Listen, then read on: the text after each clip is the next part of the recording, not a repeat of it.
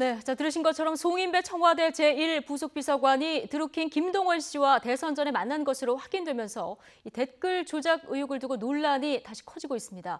이런 가운데 경찰청장은 두 사람의 만남 사실을 몰랐다고 말해서 부실 수사 비판이 제기되고 있습니다. 취재 기자 연결하겠습니다. 최기성 기자.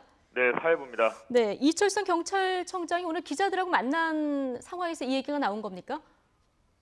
네, 이철성 경찰청장은 조금 전 열린 기자간담회에서 이렇게 밝혔습니다. 송인배 청와대 제1부속비서관이 드루킹 김동원 씨를 만난 사실을 몰랐다고 말했습니다. 수사팀에서 관련 내용을 보고받지 못했다는 건데요. 김경수 전 의원과 드루킹 김 씨를 연결해준 사람이 송 비서관인 걸 몰랐다면 경찰은 부실 수사라는 지적을 피하기 어렵습니다. 또 수사팀이 관련 내용을 파악하고도 경찰청장에게조차 보고하지 않은 것으로 드러나면서 은폐 의혹까지 제기되고 있습니다. 앞서 기사에도 나왔지만 청와대 민정수석실은 송 비서관과 드루킹 김 씨가 대선 전에 4차례 만났고 이 과정에서 송 비서관이 사례비도 받았다며 자체 조사 결과를 알렸습니다. 송 비서관은 지난 대선 때부터 문재인 대통령 일정을 수행해온 청와대 핵심 인사입니다.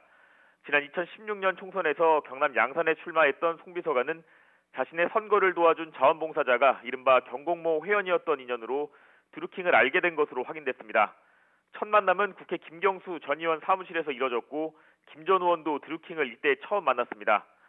청와대는 송 비서관이 받은 사례비가 상식에서 벗어나지 않는 액수였고 부적절한 청탁이나 거래도 없었다고 결론냈습니다.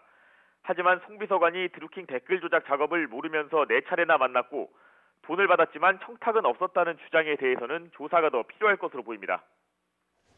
네, 지금 부실 수사 지적이 나오고 있는 경찰. 김경수 전 의원 재소환도 검토하고 있다면서요? 네, 이철성 경찰청장은 보안 수사를 진행한 뒤 김경수 전 의원 재소환을 검토하겠다고 말했습니다. 후보 등록일인 오는 24일이 지나도 필요하다면 불러서 조사하겠다는 입장입니다. 다만 그동안 경찰이 선거 기간에 정치인을 조사한 적이 없는 것으로 안다며 선거 기간에 부를지는 답변하기 어렵다고 밝혔습니다. 이 청장은 또 드루킹 김동원 씨가 쓴 이른바 옥중편지 진위에 대해서도 파악 중이라고 설명했습니다. 이와 함께 경찰은 댓글 조작을 위해 구축한 서버 킹크랩 시연을 김경수 전 의원이 목격했다는 의혹도 확인하고 있는 것으로 파악됐습니다. 이 청장은 수사기관으로서 어떤 사안이든 수사에서 마무리 지어야 하지만 특검까지 가게 돼 아쉽다고 했습니다.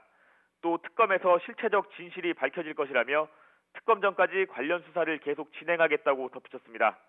지금까지 사회부에서 전해드렸습니다.